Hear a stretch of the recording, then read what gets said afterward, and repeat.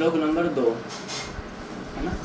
युधिष्ठिरस्तु धर्मात्मा माम धर्मान नुपृच्छतु। क्या बोल रहे हैं आप?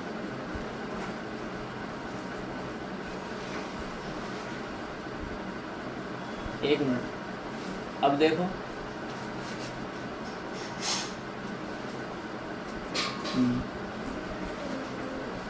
अच्छा, आप देखेंगे यहाँ पर हम पढ़ रहे हैं कौन सा श्लोक क्रमांक 2 नंबर 2 पढ़ेंगे, ठीक है।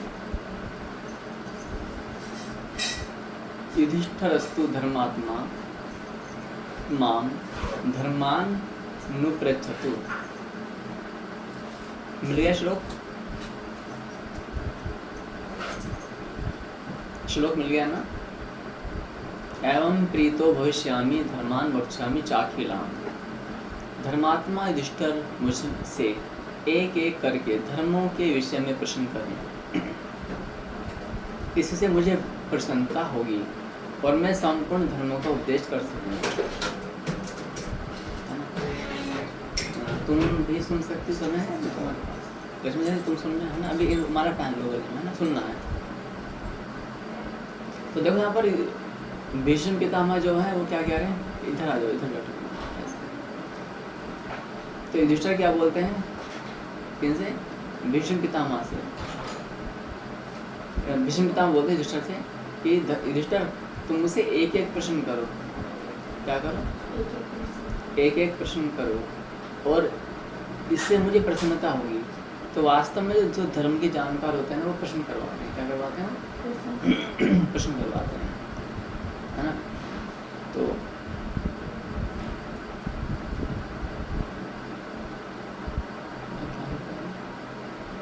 और मैं संपूर्ण धर्मों का उपदेश कर सकूंगा। तो आपका भी कर्तव्य होता है कि आप हमसे क्या करें? प्रश्न करें। कौन से? अपने कल्याण से संबंधित। कौन सा प्रश्न करने? अब हो सकता है जैसे तुम बोले कि अमित साधु हैं, वो व्यंजय क्यों हुई है, तो इससे तुम्हारा तो कोई लाभ नहीं होने वाला। हो जाएगा तुम्हारा लाभ तुमसे होगा ना। तो फिर हे माँ साधु ऐसा क्यों कर रही है, अश्व साधु ऐसा, तो उससे कोई लाभ नहीं होने वाला, है ना। हमें अपने से संबंधित प्रश्न करना है कि हम भक्ति में कैसे हो, ठीक है। तो मुझे न्यासा समझ में आ रहा है ना आपको भी? मेरी वाणी स्पष्ट आ रही है आपको? जी। तो हम हमारे जो प्रश्न होने चाहिए ना गुरुओं से, वो कैसे होने चाहिए? वो हमारे अपने होने चाहिए। ऐसा नहीं कि उसने ऐसा क्यों कह दिया, इसने ऐसा क्यों कह दिया, वो क्या कर रहा है, नहीं। इससे हमारा कोई कल्याण नहीं होने वाला। तो वहाँ पर भीष्म पितामह कहते हैं मैं संपूर्ण धर्मों को उपदेश कर सकूँगा। तो यहाँ पर प्रश्नों का भी एक स्तर होता है। जो सामान्य मनुष्य होते हैं वो सांसारिक प्रश्न करेंगे, गाड़ी घोड़ा बंगला मकान का, है ना। जो थोड़े उच्च बुद्धि के होते हैं उनके प्रश्न कैसे होते हैं कि प्रभु मैं समाज का कल्याण करना चाहता हूँ, है ना। जो और भी उच्च बुद्धि के होते हैं वो क्या बोलते हैं कि मैं अपना कल्याण करना चाहता हूँ। लेकिन इन सब में स्वार्थ आ रहा है। जो सर्वोत्कृष्ट होते हैं, भगवान के प्रिय परम प्रिय भक्त होते हैं, उनको बोलते हैं कि हमें अपने उद्धार करना है कि नहीं करने से कोई हमारा प्रयोजन नहीं है, किंतु हमें भगवान की आज्ञा का पालन करना है। क्या करना है? आज्ञा का पालन। ये सबसे उत्तम जो बुद्धि होती है।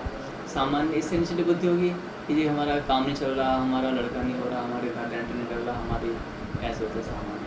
उससे जो निम्न बुद्धि होती है, वो बुद्धि कैसे होगी कि प्रभु मुझे इसका नाश करना है, इसका विनाश करना है, ऐसी बुद्धि भी होती है। तो हमें अपने प्रश्न कैसे करने? उत्तम बुद्धि के प्रश्न करने। तो अब आगे पढ़ते हैं। यस्मिन् राजर्षभे जातो धर्मात्मनि महात्मनि अर्हस् निश्चयः सर्वे स मां पृच्छतु पांडव। जिन राजर्षि राज शिरोमणि धर्मपरायण महात्मा युधिष्ठिर का जन्म होने पर सभी महर्षि हर्ष से खिल उठे थे, वे ही पांडुपुत्र मुझसे प्रश्न। यहाँ पर भीष्म पितामह ने कहा कि मुझसे प्रश्न कौन करे, तो बड़े युधिष्ठिर मुझसे प्रश्न करेंगे। सर्वेषां नास्ति यशसां कुरूणां धर्मचारिणां यस्य नास्ति समः कश्चित् स मां पृच्छतु पांडवः। जिनके यश का प्रताप सर्वत्र छा रहा। अच्छा, प्रश्न भी करने का न्यासादि यहाँ पर अधिकार किसे दिया जा रहा है? जो सम्मानित व्यक्ति है समाज में। बहुत सारे व्यक्ति ऐसे होते हैं, शराबी हैं, कबाबी हैं ना, तो अब उनके प्रश्न कैसे होंगे?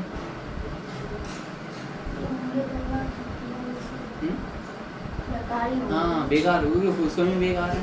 इसलिए यहाँ पर क्या विष्णुप्रदा में कह रहे हैं कि मैं उनसे वो मुझसे प्रश्न करें जिनका प्रताप यानी कि जिनकी कीर्ति सर्वत्र छाई हुई है। हाँ, क्या छाई हुई है? सर्वत्र छाई हुई है। ऐसे व्यक्ति मुझसे क्या करें? प्रश्न करें। सामान्य व्यक्ति नहीं कि कोई आया और वो प्रश्न करेगा, तो उचित नहीं है।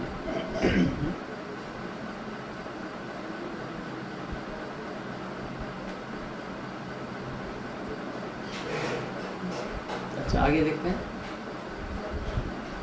धृतिर्दम, नमस्ते, जय हो। विवाह कार्यक्रम से मुक्ति मिल गई, संपन्नता हो गई आपकी।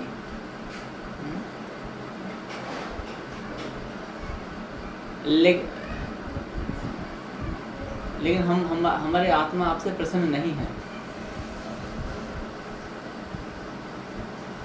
नाराज भी नहीं है, लेकिन प्रसन्न भी नहीं, क्योंकि आपने तिलक हटाया। आप बिना तिलक के क्यों गई वहाँ पर? तिलक तो होना चाहिए था ना, प्रचंड तिलक होना चाहिए था आपके माथे पर। पता परमात्मा का भक्त कैसे होता है ना?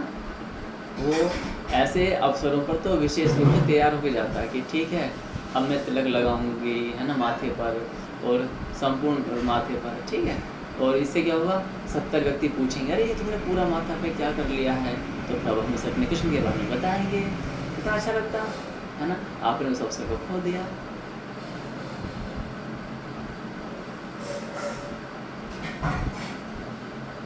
तो आप हमें फ़ोन कर देते, हम आपको होम सर्विस दिलवा देते हैं। आप तो देखो, भगवान के प्रचार के लिए आप एक बार फ़ोन करो, अच्छी बात है ना। तो जब भी चलो, और तो जो हुआ सो, आगे से भी जाएँ तो क्या करना है कि कहीं पर भी जाएँ, यानी कि जहाँ पर गैदरिंग हो रही है लोगों की, है ना, तो वहाँ पर हम जाते हैं जहाँ पर 4 व्यक्ति आपको देखेंगे, तो वहाँ पर आपको देखें नहीं, आपको देखने से उनको भगवान की याद आ जाए। किन याद आ जाए? भगवान की, है ना। हाँ, जैसे मान लेते अभी देखो आपकी बिंदी लग रही है ना, ये बिंदी सामान्य है ना, लेकिन पूरा जैसे अगली बिंदी ये सामान्य, लेकिन जैसे पूरा तिलक हो ना, व्यक्ति टोकेंगे आपको, ये क्या लगा लिया, ज़्यादा बड़ा लंबा तिलक लगाने से तुम भगजी बन जाओगे, है ना। लेकिन वो अज्ञानी है, अज्ञानी है वो, है ना। तो उनको पता नहीं है, यदि हमारे भगवान ने कहा है तो हम लगा रहे हैं, उसके प्रमाण भी हमारे पास में है ना। अब भगत हम अधिक भक्त, बड़े भक्त बने, छोटे भक्त बने, ये तो हमें पता नहीं, लेकिन हम अपने भगवान की बात मान रहे हैं। तो जहाँ भी हम 4 व्यक्तियों के बीच में जाएँ तो अपने श्रृंगार को हम करके जाएँ, इसका बड़ा आनंद होता है। तो अभी तो और भी अवसर आएंगे, तो आप सावधान रहना, ठीक है। और फिर यही ज्ञान अन्य को भी देना, ऐसा नहीं अपना भी। इसका कारण भी मैंने बता दिया। क्यों लगा के जाना तिलक? हमें अपनी प्रसन्नता के लिए नहीं, अन्य को बार हमें लगता है कि अरे हम क्यों लगाएं, ऐसा होता नहीं। हमें अपने भगवान की प्रसन्नता के लिए जीवन जीना है, हमें भगवान की संतुष्टि के लिए जीवन जीना है, ना कि अपनी संतुष्टि के लिए। मनुष्य हम तो कभी संतुष्ट हो ही नहीं सकते, हो सकते हैं क्या? आप देखो, मान लेते कि आज आपको कोई बहुत अच्छा प्रेम करे, आपको कुछ खिलाने पिलाने को दे, पहनने के लिए दे, आपके सम्मान करे, तो आप संतुष्ट हो जाओगे, प्रसन्न हो जाओगे। अगले दिन ही फिर आप उससे रुष्ट हो जाओगे, क्रोधित कर देते हो, है ना, उससे गुस्सा हो जाते हो। होता नहीं होता है? आप जिस व्यक्ति से आज संतुष्ट हो, क्या जीवन भर संतुष्ट रह सकते हो उस व्यक्ति से? क्यों? ये संसार है ना। तो हमें किसको संतुष्ट करना है? अपने इष्ट को संतुष्ट करना है। जैसे आप माँ भगवती के उपासक हैं ना, तो आदिशक्ति को आपको संतुष्ट करना है। कोई कृष्ण के उपासक हैं और न्यासादि शिव के उपासक है, तो उससे अपने शिव को संतुष्ट करना है, कृष्ण को संतुष्ट करना है। चलो आगे बढ़ते हैं। इसमें क्या लिखा है कि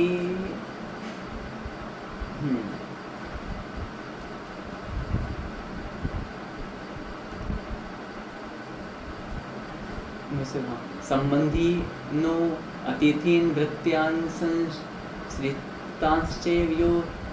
भृशं सम्मानयति सत्कृत्य सेमां पृच्छत पांडवः। जो संबंधी हो, आपको पेज नंबर मिल गया, क्या है? कल्पना साध्वी ये PDF का नंबर 85 है ना। हाँ, PDF का नंबर 85। पत्रिका के पेज नहीं, पत्रिका के पेजों के नंबर मत देखना, PDF का है, थोड़ा ढूंढने में कठिनाई हो जाएगी, इसी नंबर सीक्वेंस बिगड़े हुए हैं। ठीक है, हाँ जी, 100% वाली है, ये वही पढ़ रहा हूँ मैं।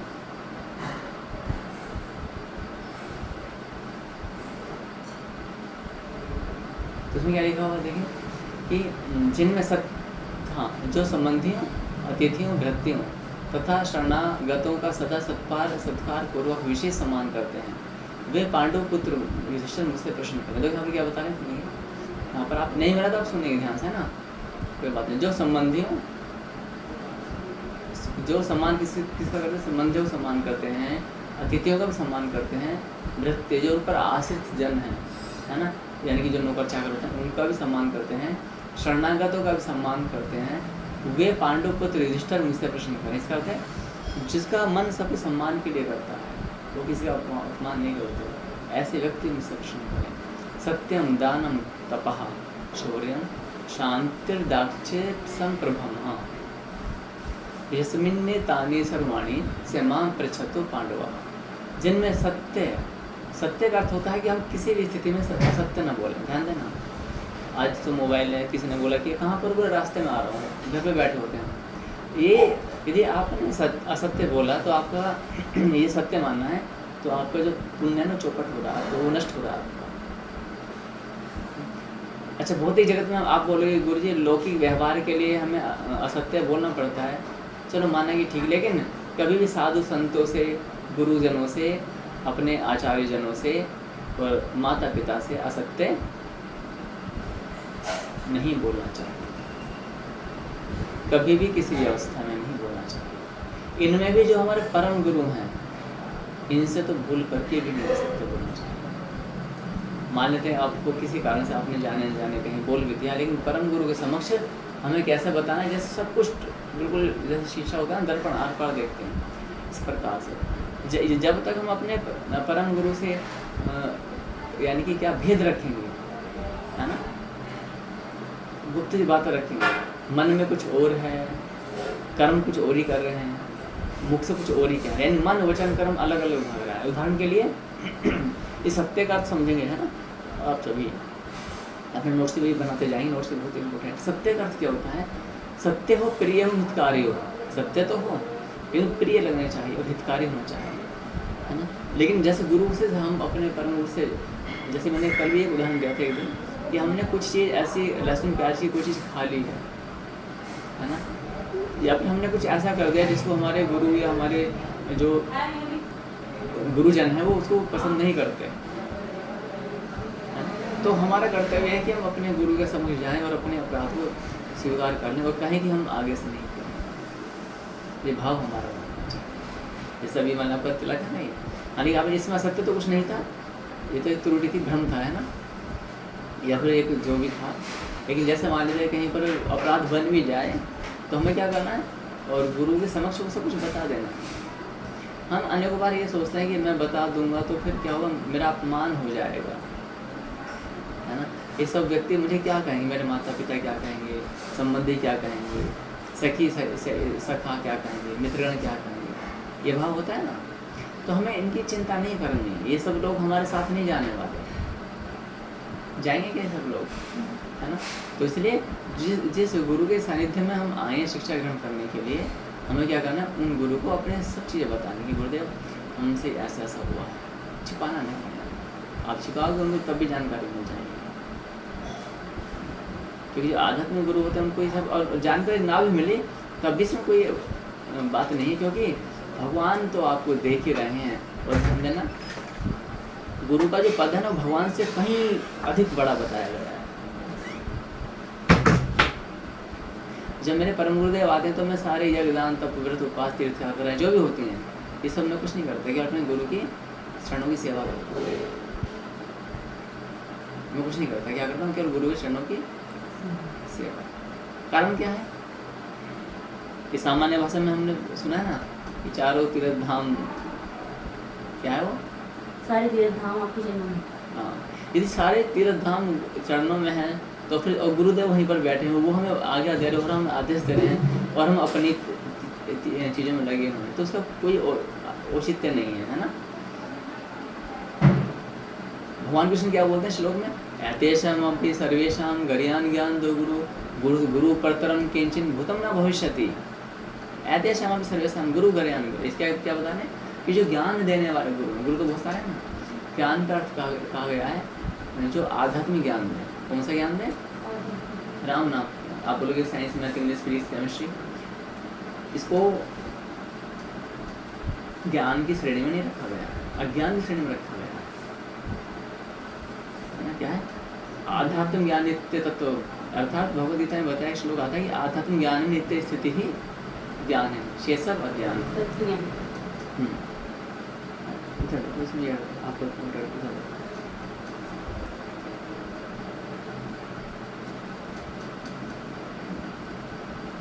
कल्पना साध्वी अपनी छतें दिखा रही हैं आप हमें, अच्छी छत है।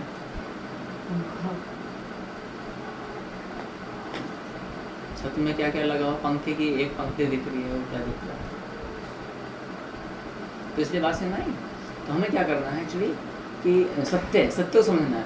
जब भी हम परम गुरु से समक्ष बैठे तो सब कुछ बता उनको, पहले हम अपना माने। अभी तो हम उनको अपना, जो गुरु होते हैं हम उनको अपना नहीं मानते। हम क्या सोचते हैं कि ये कोई और है। यदि हम गुरु के प्रति हमारा भाव क्या होना चाहिए जानते हो? माता से भी बढ़कर हमारे परम गुरु होने चाहिए, पिता से भी बढ़कर हमारे परम गुरु होने चाहिए। माता, पिता, पुत्र, पुत्री, बहन, भाई, चाचा, मामा, ताऊ, मित्र, देश, राष्ट्र, इवन भगवान, जो हमारे इष्ट हैं, उनसे भी बढ़कर भाव किसके लिए होना चाहिए? हमारा परम गुरु के लिए। गुरु के लिए नहीं, हाँ गुरु तो बहुत सारे हैं, है ना। हाँ, केवल परम गुरु के लिए भाव होना चाहिए। अच्छा, परम गुरु कौन है? परम गुरु की परिभाषा क्या बताई जाती है? परम गुरु का अर्थ होता है जो हमें हमारे शंकाओं का समाधान करे, ऐसा नहीं। हाँ, जन्म मरण के बंधन से मुक्त करने का मार्ग बताएं और हमारी शंकाओं का समूल नष्ट कर दें। शंकाएं अर्थात जो हमारे प्रश्न होते हैं, है ना। प्रश्न कौन व्यक्ति करते हैं? प्रश्न करते हैं दो प्रकार के व्यक्ति। प्रश्न कौन करेंगे? नहीं, प्रश्न कौन नहीं करते हैं, आप ये समझ लेना पहले। कौन प्रश्न नहीं करते हैं बता? या तो मूर्ख या ज्ञानी,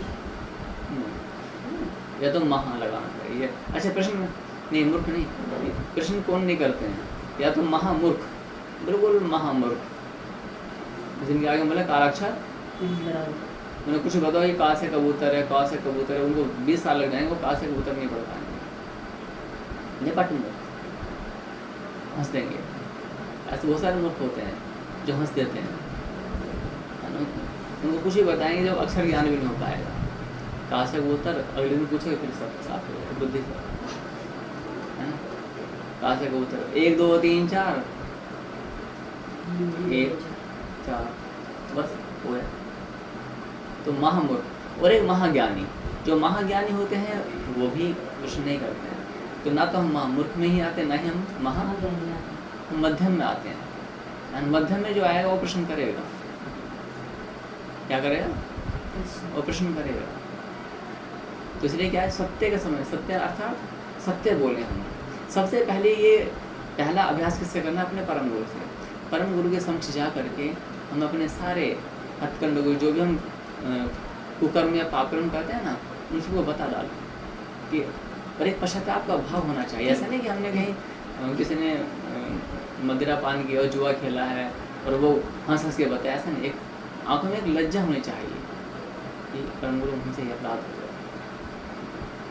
ये आरंभ में बहुत उत्तम होते हैं ऐसे भाव। इस ऐसे भाव होंगे ना तो आरंभ की स्थिति में क्या होता है, ये पाप से छूटने की प्रवृत्ति होती है। आप देखोगे आप ऐसा भाव लाओगे ना, अपने गुरु से बताओगे सब चीज़ों का, तो क्या होगा, धीरे धीरे धीरे आपकी उन्नति होगी, आध्यात्मिक उन्नति होगी, आपकी बुद्धि का विकास होगा, भगवत कृपा पर होने लगेगी, मन की शांति बढ़ेगी, बहुत कुछ होता है लाभ। हम क्या करते हैं, परम गुरु से क्या करते हैं, भेद करते हैं, छिपा जाते हैं, ये सोच करके कि हमने बहुत बड़ी विजय प्राप्त कर ली है। तो अनेकों बार क्या होता है, जैसे बहुत सारी बात होती है ना, तो हम बड़ी सफाई से कुछ ऐसा बोलेंगे झूठ कि जैसे परम गुरु वो पता नहीं चले। लेकिन एक बात, एक सत्य है, गुरु का अर्थ होता है अखंड मंडलाकारं व्याप्तं येन चराचरं तत्पदं दर्शितं येन तस्मै श्री गुरुवे नमः। अखंड मंडलाकारं व्याप्तं, जो अखंड मंडल में जो व्याप्त शक्ति है वो गुरु है। क्या है? अखंड मंडल में, अर्थात परमात्मा ही गुरु का रूप होता है। कि संपूर्ण संसार में व्याप्त कौन है? परमात्मा। तो जो गुरु स्थूल रूप में बैठा है वो क्या है? वो एक फोन की भांति है। जैसे कि मैं बोल रहा हूँ, फिर मेरी जो वाणी नहीं, America, Canada, Germany, Japan, France, हर जगह जा रही है। क्या आपको जानकारी है? जा रही है, नहीं जा रही है? जा रही है, जा रही है, नहीं आ रही है। क्यों? आप भी तो विज्ञान पढ़े हैं, आप बताओ। आपने अखंड मंडल नहीं ऐसा नहीं है। नहीं, वैसे भी इंस्ट्रूमेंट तो अब बने। अखंड मंडलाकारं व्याप्तं येन चराचरं, इसका क्या है? हाँ, गुरु का तो हर जगह व्याप्त है ना। नहीं, वाणी की बात कर रहा हूँ अभी। गुरु तो नहीं, गुरु का तो बात समझे। पहले वाणी जो आप बोल रहे हो ना, अभी आपने जो ही बोला, आप बोला ओम, तो आप जिसने ओम बोला, ये वाणी संपूर्ण संसार में पहुँच चुकी है। नहीं, ऐसा नहीं। अच्छा, अब इसको पकड़ने के लिए हमें एक मोबाइल की आवश्यकता पड़ेगी, एक यंत्र की आवश्यकता पड़ेगी, है ना। एक तकनीकी की आवश्यकता है। उस यंत्र के माध्यम से, उस विज्ञान बल के माध्यम से इस वाणी को अमेरिका में भी एक मोबाइल के माध्यम से कोई भी सुन सकता है। मोबाइल बोले तो मैंने भी, मोबाइल एक अलग है। मोबाइल क्या है? मोबाइल का अर्थ होता है यानी कि जो गुरु शक्ति है वो संपूर्ण संसार में व्याप्त है। लेकिन एक, जैसे आपकी ध्वनि को अमेरिका में पकड़ने के लिए क्या चाहिए? इधर दो बच्चे हाथ पर बहुत देखते हो, कोई पैर में खुजली, कभी हाथों में खुजली, कभी नाक में खुजली, कभी कान में खुजली, कहाँ खुजली। Look at me only, just try to dare me.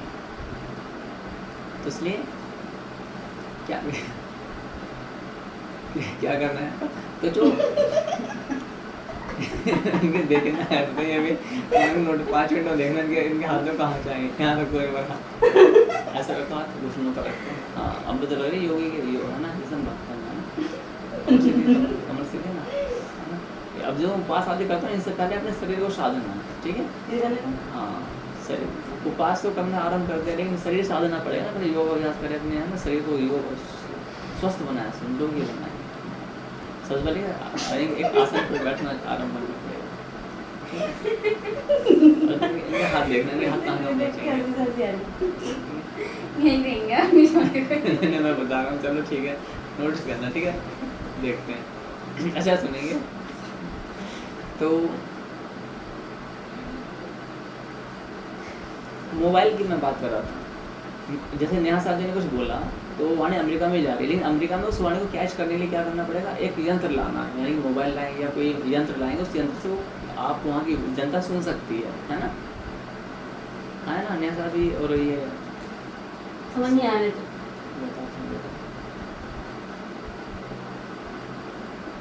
तो आप यहाँ पे जो हमें ज्ञान दे रहे हैं वो सब जगह जा रहा है। कैसे जा रहा है बताओ? जैसे मैं यहाँ कुछ बोल रहा हूँ, तो वो मेरी वाणी तो पूरे ब्रह्मांड में फैल गई ना। वो जहाँ तक वायुमंडल में जा रही है, जहाँ तक वायुमंडल है ना, वहाँ तक जा रही है, क्योंकि वहाँ पर यंत्र नहीं है। उसी प्रकार से गुरु शक्ति सर्वत्र विद्यमान है, लेकिन वहाँ पर कोई गुरु, शरीर रूपी गुरु होना चाहिए इंस्ट्रूमेंट के आधार पर। तो साउंड तो इससे रुक जाता है। इससे तो वहाँ अमेरिका में कैसे पहुँचती है? पहुँचती है ना अमेरिका में। अब क्या आप यहाँ बोलोगे तो अमेरिका में कोई मोबाइल पर आपकी वाणी सुन सकता है कि नहीं सुन सकता? तो मोबाइल एक यंत्र है। क्या है? मोबाइल एक यंत्र है। तो उसी प्रकार से जो ये पिंड है, या पिंड है, ये जो पिंड है, ये क्या है? ये यंत्र है, तो उसको रिकॉर्ड कर लिया जो भगवत वाणी को कैच कर सकता है। भगवान की तरंग है ना, भगवान का संदेश है, उनको ये क्या करता है? कैच कर देता है ना। जैसे कि उदाहरण के लिए देना मोबाइल, देखो ये मोबाइल है, आप देख सकते हैं, ठीक है। सुनो, ये क्या है? मोबाइल है ना। ये जो मोबाइल है, इसमें जो यंत्र लगे हुए हैं, ये यंत्र इस मोबाइल के बनने से पहले क्या थे? बिखरे हुए अवस्था में थे, ये कोई भी ध्वनि कैच नहीं कर पाते थे। लेकिन इसका क्या किया? इनको एक समायोजन किया, इनको संयोजित किया गया, संगठित किया गया और एक यंत्र बन गया। अब ये मोबाइल आप नंबर मिलाओगे वहीं पर कैच कर लेगा, है ना। इसी प्रकार से इसमें वो उनके अंदर सॉफ्टवेयर फीड किया गया। क्या किया गया? सॉफ्टवेयर फीड किया गया, है ना। और इसका कनेक्शन कहाँ किया गया? जो भी सैटेलाइट से वहाँ से कनेक्शन किया गया। इसी प्रकार से जो आपका शरीर है, ये शरीर है, इस शरीर को आप कैसे बना सकते हो? गुरु तत्व आप में विद्यमान है। ये कोई अनोखी बात नहीं है कि गुरु तत्व किसमें विद्यमान है। आप भी गुरु हैं। हाँ, लक्ष्मी साधु आप क्या हो? आने वाले भविष्य की शाश्वत में क्या गुरु हो। जो मैं हूँ वो आप हो। नो एज वेल यू है ना। नेहा साधु भी हैं, कल्पना साधु भी हैं, लेकिन कब? जब आप अपने को क्या करो? ट्रांसफॉर्म करोगे। ट्रांसफॉर्म करके आपको परिवर्तित करोगे। जैसे कि ये है आप अपना संपर्क संबंध किससे जोड़ोगे? परमात्मा से जोड़ोगे। तो गुरु तत्व समझना है। तो गुरु तत्व क्या है? जैसे मैंने बताया, आप सत्य हम असत्य बोल देते हैं, गुरु से हम क्या बोलते हैं? सत्य। लेकिन गुरु तत्व जो संपूर्ण जगत में व्याप्त है, वो हाँ, अखंड मंडलाकारं व्याप्तम येन चराचरं, तो व्याप्त है। तो ये इंस्ट्रूमेंट क्या है? ये इंस्ट्रूमेंट उस गुरु शक्ति को पहचानने का काम करता है। उस ब्रह्मांडीय शक्ति होता है ना वो, हाँ, उसको पहचानने का, उसको कैच कर सकता है। इसमें क्या होता है? हर एक साधु संत ऋषि मुनि सभी क्षमताएं अलग अलग होती हैं। जैसे प्रत्येक फोन की क्षमताएं अलग होती हैं ना। किसी के नेटवर्क कहीं आते हैं, किसी के जाते हैं। ऐसे ही हमारी आध्यात्मिक शक्ति के माध्यम से ये भी ऐसे ही है कि किसी के नेटवर्क कहीं जाते हैं, कहीं नहीं आ जाते हैं, ठीक है। तो इस प्रकार से तो हमें क्या करना है? कम से कम अभी हम क्या सोचते बैठे हैं गुरु के बारे में। अभी मैं गुरु के बारे में अधिक चर्चा नहीं करूँगा, बताऊँगी गुरु की महिमा क्या होती है, अभी नहीं बताएंगे। तो यहाँ जन्म सत्य, दान, तप, शूरता, दान करने वाले, हम दान करें। तपस्या क्या होती है? जैसे गुरु की आज्ञा का पालन करने में जो कष्ट होता है, गुरु की आज्ञा का पालन करने में जो कष्ट होता है, वो क्या कहलाता है? तपस्या कहलाता है। हाँ, तपस्या का अर्थ यही नहीं है कि हम गुफा में जाएं, हम नीचे पैर ऊपर सिर कर लें, के लिए यह भी तपस्या है। लेकिन उसमें क्या होता है? गुरु की आज्ञा तो देते हैं ना हम, है ना। तो तपस्या का अर्थ क्या हुआ? हम अपने परम गुरु की आज्ञा का पालन करने के लिए जो भी उसमें समस्याएं होती हैं, कष्ट होते हैं। जैसे किसी ने कहा गुरु ने कि करेला खाना, याद है हम करेला खिलाएं। यहाँ पर हम करेला पार्टी करवाते हैं, करेला खिलाते हैं। और क्या क्या खिलाते हैं बिना जाने? लौकी, करेला, कच्चे करेला, ऐसा नहीं, कच्चा करेला, कच्ची लौकी, और फिर आराम करेंगे, है ना। और सबके लिए अनिवार्य होता है। वो सारे हैं यहाँ पे जो नाक में चढ़ा लेते हैं, लेकिन उनको बताते हैं कितना लाभकारी होता है।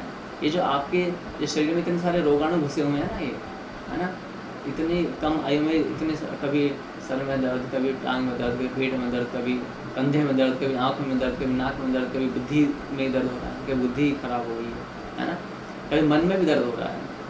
होता नहीं क्यों है? क्योंकि एक स्वस्थ शरीर में ही स्वस्थ बुद्धि निवास कर सकती है, स्वस्थ मन निवास कर सकता है। तो स्वस्थ रहने के लिए हर संभव जो भी प्रयास किए जा सकते हैं वो करते हैं।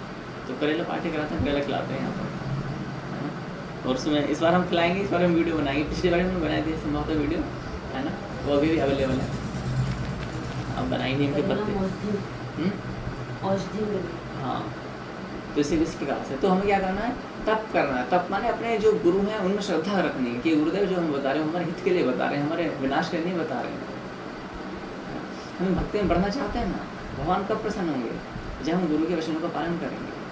और गुरु के वचन मीठे नहीं होते हैं, ध्यान देना। जो व्यक्ति आपसे मीठी मीठी बातें करता है वो आपका हितैषी नहीं हो सकता। भगवान श्री कृष्ण ने भी क्या कहा? क्लेब्यम मास में गम अपार्थ नेतृत्व पद्धति।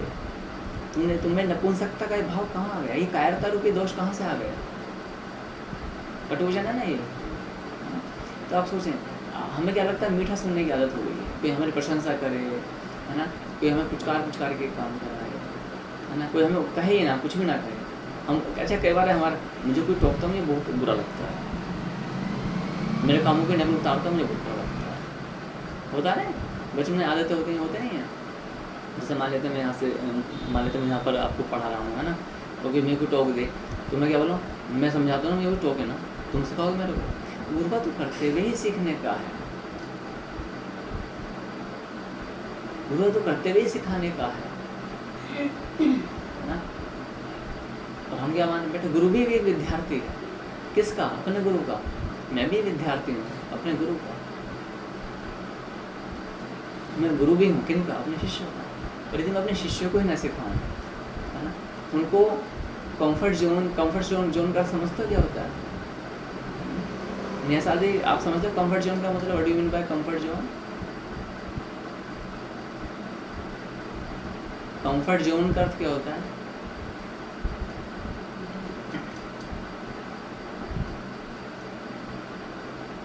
कुछ कुछ डू यू नो? आप जानते हो कंफर्ट जोन? हाँ बताओ।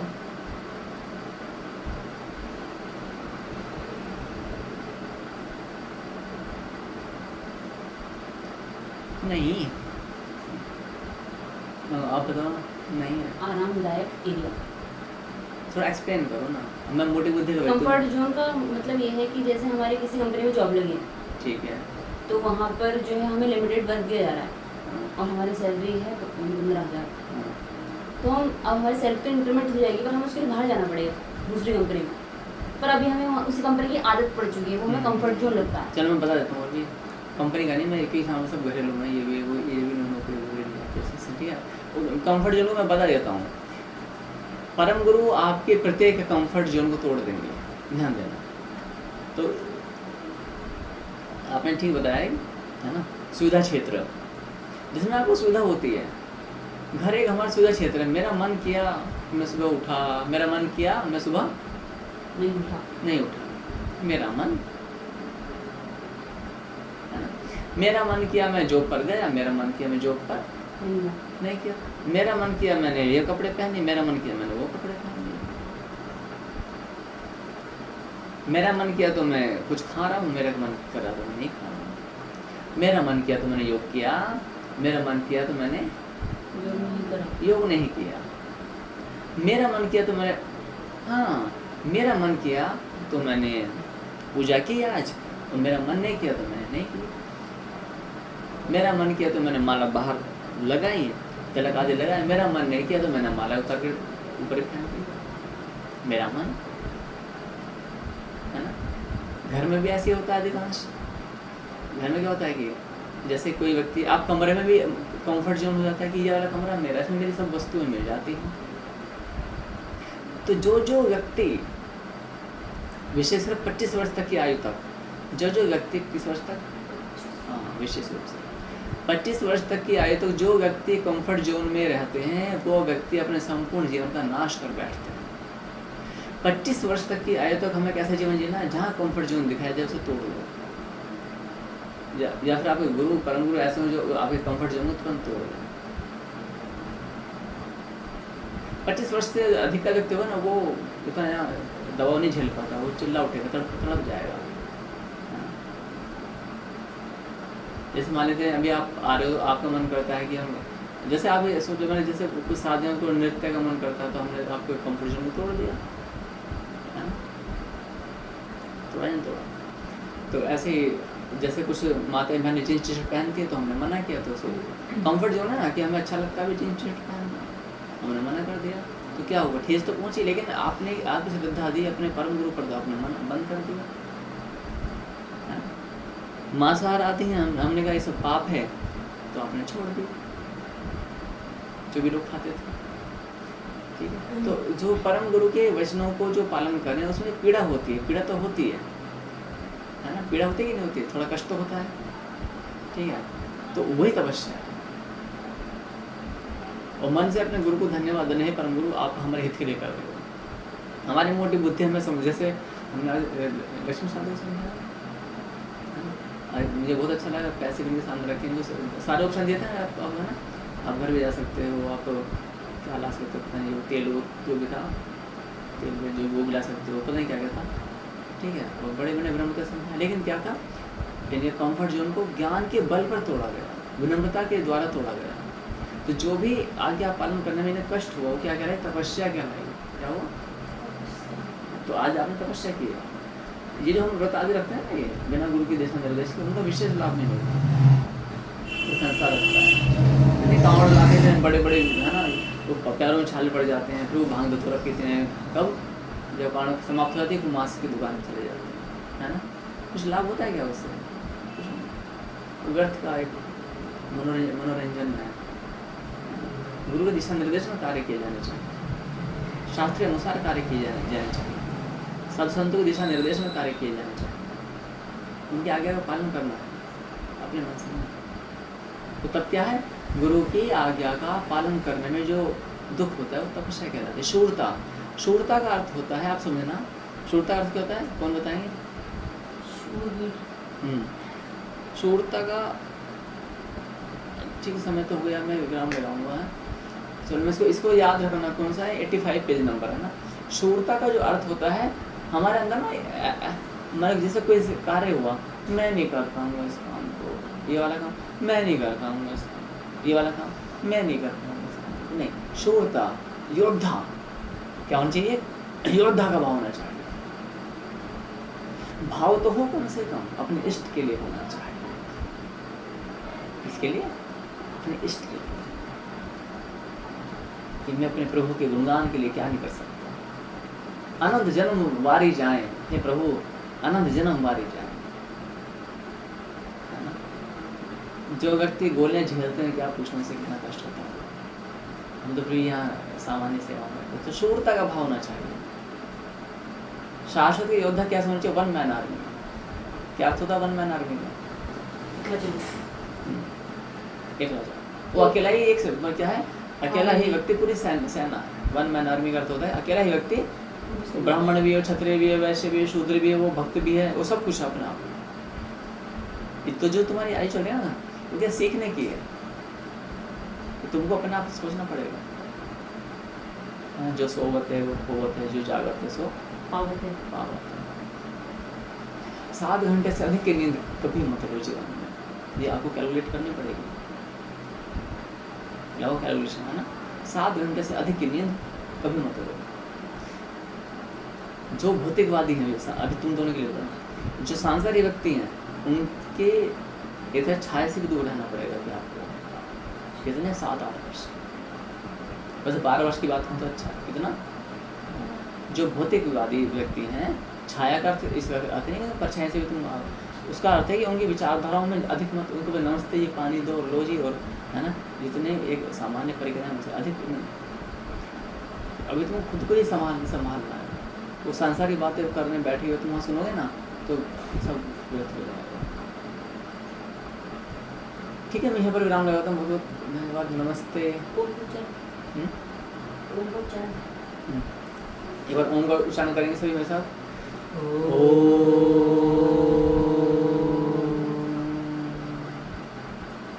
नमस्ते नेहा साध्वी, अर्चना साध्वी नमस्ते, कल्पना साध्वी नमस्ते, नेहा साध्वी नमस्ते, लक्ष्मी साध्वी नमस्ते, नमस्ते। नोट्स बनाना है कि, है ना, नोट्स सबके व्हाट्सएप कर देना।